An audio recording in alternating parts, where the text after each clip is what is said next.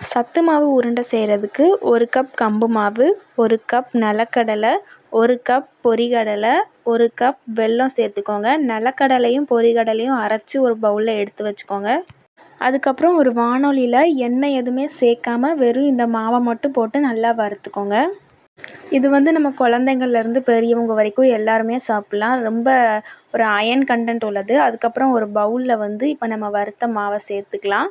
சேர்த்து முடிச்சதுக்கப்புறம் வேர்க்கடலை அதை அரைச்சி வச்சுருந்தோம் இல்லையா, அதையும் நீங்கள் சேர்த்துட்டு நல்லா இந்த மாதிரி மிக்ஸ் பண்ணிக்கோங்க. அதுக்கப்புறம் வெல்ல பாகை காய்ச்சி இதில் மாதிரி ஊற்றிக்கோங்க. அதையும் நல்லா பார்த்திங்க அப்படின்னா இந்த மாதிரி பிணைஞ்சிருங்க. இப்போ வந்து உங்களுக்கு பிணையிற பதத்தில் இருக்கும். பிணையிற பதத்துலேயும் நல்லா உருண்டை பிடிக்கிற மாதிரியும் இருக்கும்.